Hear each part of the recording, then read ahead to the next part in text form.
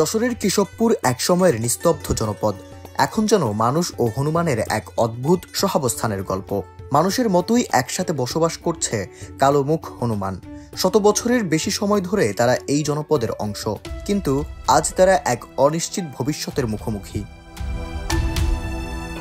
স্থানীয় বন বিভাগ জানায়, কেশবপুরে একসময় কালো মুখ হনুমানের সংখ্যা ছিল প্রায় ৩০০।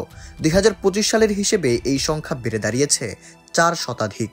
উপজেলা বন কর্মকর্তা সমীরণ বিশ্বাসের মতে, উপজেলা পরিষদ চত্বরেই দেখা মিলবে শতাধিক হনুমানের। পাশের হাসপাতাল, মন্দির আর নদীর ধারে তাদের অবাধ বিচরণ। কালোমুখ হনুমানের বৈজ্ঞানিক নাম সেমনোপিথেকাস অ্যান্টেলাস।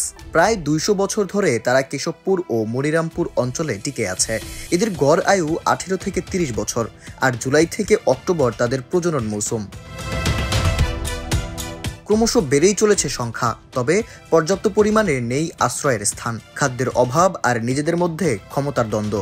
সব মিলিয়ে এই হনুমান রাজ্য এখন চরম টানাপোড়েনে। নিরাপদ জায়গা ও পর্যাপ্ত খাবার না থাকায় এদের মধ্যে অনেকেই এলাকা ছেড়ে যাচ্ছে। আবার যেসব হনুমান এলাকায় আছে তাদের অত্যাচারে অতিষ্ঠ এলাকাবাসী। খাবারের অভাবে দোকানে ঢুকে চিপস, বাদাম নিয়ে পালায়, আবার কারো ঘরে ঢুকে ভাঙচুর ও জিনিসপত্র তছনছ করে দিয়ে যাচ্ছে।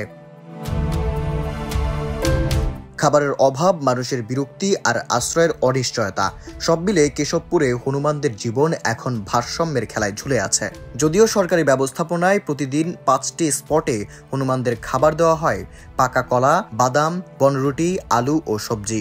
সকাল বিকেল ২ দফায় ৪৭ কেজি কলা, ৭ কেজি বাদাম আর প্রায় ৭ কেজির মতো বনরুটি দেওয়া হয়। এসব হনুমানের খাবারের জন্য সরকারি বরাদ্দ আছে প্রতি বছর প্রায় ২০ লক্ষাধিক টাকা। তবে প্রশ্ন রয়ে যায়, শুধু খাবার দিলেই কি টিকে থাকবে এই প্রাণীরা? স্থানীয় সূত্রে জানা যায়, ব্রিটিশ আমলে দক্ষিণ ভারতের কয়েকজন মারোয়ারি ব্যবসায়ী কেশবপুরে ব্যবসার সময় কয়েকটি কালো মুখ হনুমান এনেছিলেন। সেগুলোই এখানে প্রজনন করে একসময় হনুমান সাম্রাজ্য গড়ে তোলে। স্বাধীনতার আগে এ অঞ্চলে প্রায় ২,০০০-এর বেশি হনুমান ছিল বলে স্থানীয়দের ধারণা। কিন্তু বন উজাড়, গাছ কমে যাওয়া আর মানুষের অত্যাচারে এই হনুমান জাতি আজ বিলুপ্তের পথে। প্রশ্ন উঠেছে, এই প্রাণীদের জন্য নিরাপদ ভবিষ্যৎ গড়তে বন বিভাগ কি পদক্ষেপ নেবেন, নাকি সময়ের সঙ্গে সঙ্গে হারিয়ে যাবে কেশবপুরের এই অনন্য ঐতিহ্য? শাহরিয়ার শুভ, বাংলা টিভি।